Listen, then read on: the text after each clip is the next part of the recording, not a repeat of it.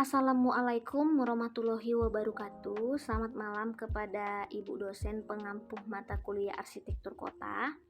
Kami dari kelompok 4 ingin menyampaikan hasil dari diskusi kelompok kami mengenai menganalisa kota menurut Kevin Lenz. Di sini kami memilih kota Siantar sebagai bahan diskusi untuk kelompok kami. Oke, di sini langsung aja saya mulai presentasinya. Kami memilih kota Siantar. Siantar merupakan salah satu kota yang berada di Provinsi Sumatera Utara, yang keberadaannya sebagai sebuah kota yang sangat strategis. Siantar sendiri memiliki luas wilayah 79.907 km, dan kota ini hanya berjarak sekitar 128 km dari kota Medan, dan 50 km lagi dari beberapa kota lainnya. Sehingga seringkali kota Pematang Siantar ini menjadi perlintasan bagi para wisatawan yang hendak menuju ke Danau Toba. Kota Pematang Siantar nama asli dari kota Siantar. Disebut Siantar di mana karena asal usulnya itu sendiri dari sebidang tanah dan berada di Pulau Kolom dalam bahasa Simalungunnya. Akar yang ditambah akhiran sebagai kata untuk sebuah wilayah atau area. Nah, Pematang Siantar itu dulunya perhutanan atau perkampungan raja yang pernah berkuasa di Siantar. Mereka tinggalnya di rumah Bah Bolon atau hutan, dan disitulah muncul ide kalau tempat tinggal raja tersebut dinamakan Pematang.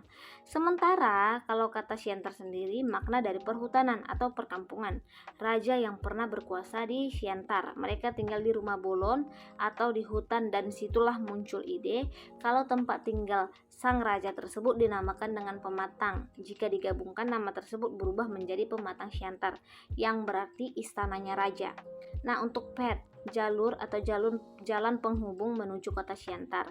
Nah, untuk jalur pertamanya, jalur alternatif ke kota Pematang Siantar bisa melalui Jalan Lintas Parapat Kabupaten Simalungun, atau bisa juga melalui Jalan Manunggal Karya di Kecamatan Siantar Simarimbun. Jalur yang kedua juga bisa melewati Jembatan Sigaget di jalur lintas Sumatera Pematang Siantar, Medan, Kampung Beringin atau Kelurahan Sinaksak Kecamatan Tapian Nadolok Kabupaten Simalungun Provinsi Sumatera Utara, di sebelah kanan ke arah Medan menuju Pematang Siantar. Nah, jalur yang ketiga bisa melalui Jalan Badak Bejuang Kecamatan Tebing Tinggi Kota Tebing Tinggi Sumatera Utara, Indonesia menuju kota Siantar atau Pematang Siantar. Jalur yang keempat juga bisa melalui Tanjung Gabus 1 Kecamatan Lubuk Pakam Kabupaten Deli Serdang Sumatera Utara, Indonesia. Seperti terlihat gambar yang di sebelah ini adalah jalur atau jalan penghubung menuju kota Siantar. Nah, untuk adges atau pembatasnya, Sungai Babolon merupakan sungai yang mengalir di sepanjang Kabupaten Simalungun, Sumatera Utara, dengan memiliki panjang kurang lebih 118 km dan lebarnya antara 20 sampai 25 meter BPS tahun 2014. Secara ekologi, Sungai Babolon merupakan habitat bagi berbagai jenis organisme perairan. Salah satu organisme perairan yang terdapat di Sungai Babolon adalah ikan.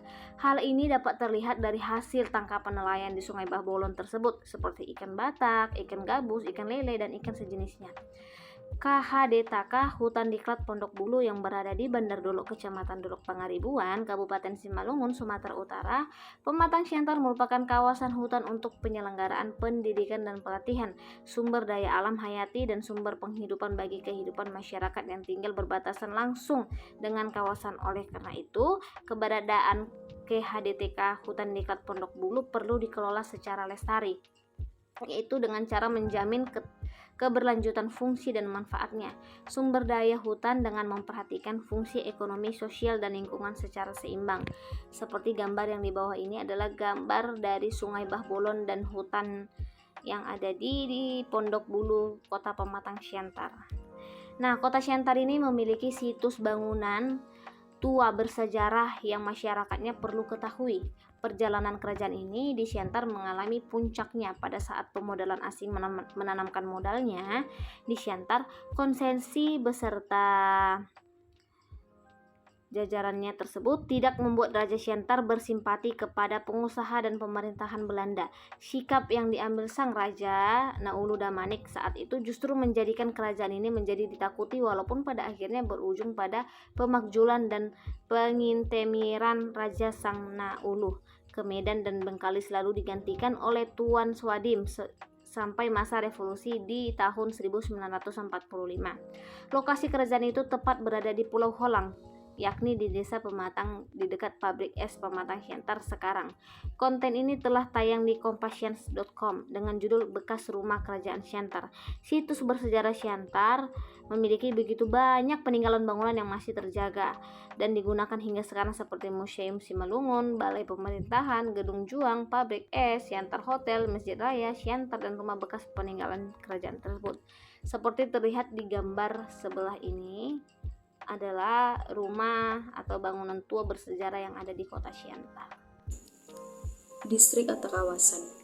Pada kota Siantar atau Pematang Siantar, wilayah kota Pematang Siantar menjadi kawasan multietnis.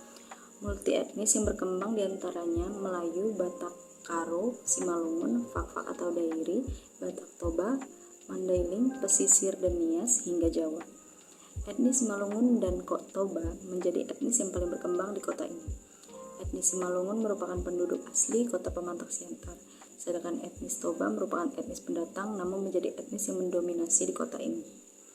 Kota satu ini memiliki beberapa ikon terkenal, satu diantaranya Pasar Horas yang berlokasi tepat di tengah-tengah kota bermoto Sapangmambe Manok Tok Hite, yang dalam bahasa Indonesia berarti bekerja sama untuk mencapai tujuan yang baik. Pasar Horas yang kita kenal sekarang diperkirakan sudah berdiri sejak zaman kolonial Belanda berkisar tahun 1900-an. Yang masih pasar tradisional merupakan pusat perdagangan karena posisi yang sangat mendukung di tengah pusat kota.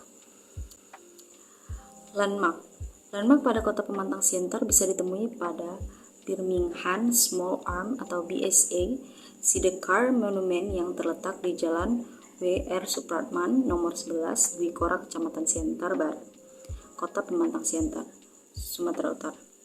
Tugu becak Siantar ini terpapang jelas di perempatan jalan yang mana di sekitar lokasinya terdapat beberapa restoran atau rumah makan dengan pemandangan menarik khas alun-alun kota khususnya ketika malam. Yang kedua, Vihara Avalokitesvara, patung Dewi Kwan Im di Jalan Gunung Pusuk Buhit, Karo, Kecamatan Siantar Selatan, Kota Pematang Siantar. Vihara Avalokitesvara menjadi salah satu ikon wisata di Kota Pematang Siantar yang menandakan multietnisnya kota ini namun tetap dalam spirit persatuan. Yang terakhir, Node. Nodes adalah suatu tempat di mana orang mempunyai perasaan masuk dan keluar dalam tempat yang sama. Di Jalan Merdeka nomor 391 Pardal Maun, Kecamatan Siantar Timur, Kota Pematang Siantar, Sumatera Utara, terdapat Tugu Wahana Tatanugraha Siantar yang menjadi titik antara Jalan Lintas Sumatera, Jalan Merdeka, dan Jalan Lejen S. Parman.